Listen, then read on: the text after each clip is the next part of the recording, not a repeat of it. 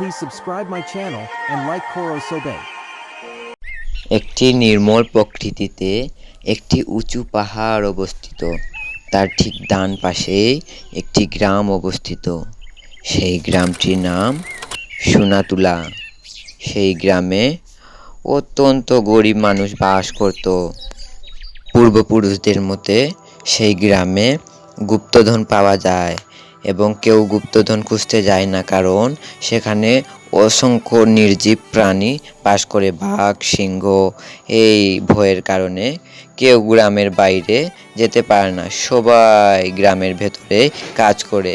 সেখানে যেতে মানুষের ভয়ের আতঙ্কের শিকার হয়। সেই গ্রামের ভেতরে ছোট্ট একটি পরিবার ছিল, 4 জন তারা বাস করত। শুনছো, দোকান থেকে কিছু জিনিস নিয়ে আসো। দোকানে আগেরই ধার আছে।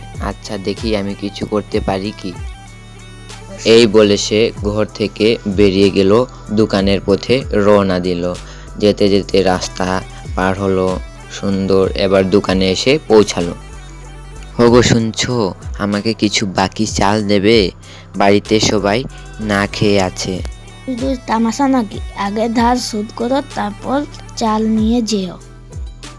এমন না, কি করবো বলতো, আমার কাছে কোনো টাকা নেই আর দোকানদার বাকি দিচ্ছে না, মাথাটাই খারাপ।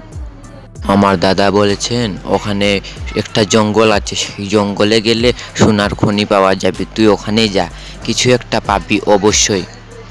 এখন কি করব, ওখানেই যেতে হবে। এই বলে সে জঙ্গলের পথে রওনা দিল। অন্ধকারে সে একটি হাতে টর্চ লাইট নিয়ে রাতের অন্ধকারে সে কোনো ভয়ে কাঁপতে কাঁপতে বেরিয়ে গেল। অবশেষে সে সোনার খনির কাছে পৌঁছে গেল এবং বলল, আমি কি স্বপ্ন দেখছি নাকি? এটি কি সত্যি নাকি?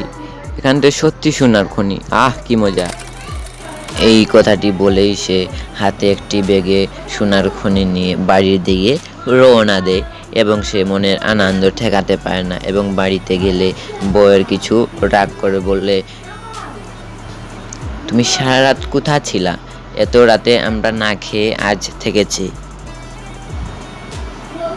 ওগো, আজ আর থাকতে হবে না, কারণ আজ থেকে আমাদের সোনার সম্পদ হয়ে গেছে। তাদের এই দেখতে দেখতে গরিবের অবসান ঘটলো এবং নতুন একটি বাড়ি নির্মাণ করলো এবং তারা ধনী হয়ে গেল। বন্ধুরা, তাইলে বাই বাই।